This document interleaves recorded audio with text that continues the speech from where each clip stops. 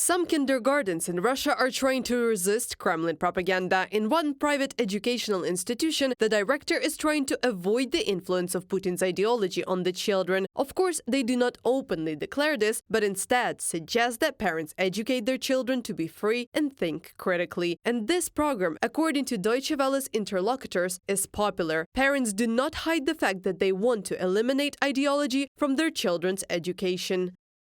Of course, no one comes openly with such a request to eliminate the government's Z ideology, especially in an unfamiliar place. These things are discussed very cautiously, and the main marketing tool here is word of mouth. Ekaterina, kindergarten manager from Deutsche Welle publication. According to various estimates, there are up to 47,000 kindergartens operating in Russia. About 10,000 of them belong to private individuals. Basically, all of them work on a program promoting a fictional threat of the West and the glorification of Russian murderers, the so-called heroes of the special military operation. Conversations about important things are being introduced in schools, and then it's just a matter of arming the children and sending them off to fight.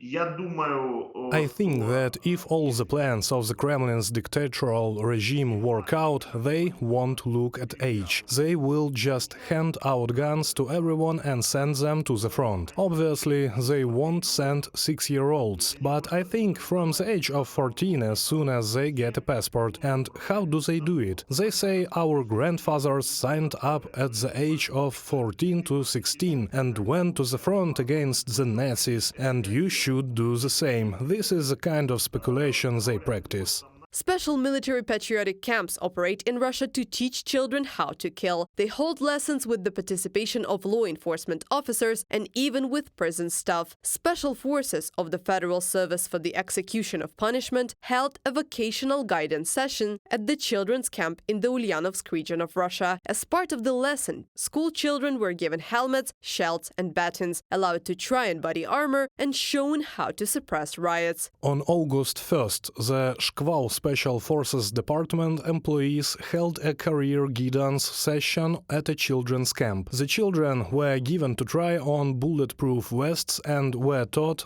how to provide first aid. They were particularly interested in techniques for detaining offenders. Employees of the Shkval department demonstrated several effective techniques. They spoke about the importance of complying with the law, said the Federal Service for the Execution of Punishments in the Ulyanovsk region, from the Telegram channel 7x7 Horizontal Russia. And in Chechnya and Dagestan, militarization is enhanced by a religious component. According to human rights activists, in the future, this may become the basis for military conflicts inside Russia. These children in military uniforms are not people for the dictatorial regime of the Kremlin. They are just human resources. The regime needs this resource for its own survival, for the preservation of its clans, its families, its children. And those children from poor families are a human resource for them. Therefore, there is no such thing as child rights or human rights for the Kremlin dictatorial regime. Army service in Russia is a new social lift. In schools, army service is advertised as a substitute for higher education. Russia is reviving the Pioneers Organization for Children and spending a lot of money on it. In 2023, the Russian budget allocated 5 times more for the new ideological propaganda organizations for kids than for the production of medicines, about 19 billion rubles. This is slightly less than the annual budget of some Russian regions. According to Grigory Gurov, chairman of one of the propaganda movements for children, the organization opened more than 500 branches last year.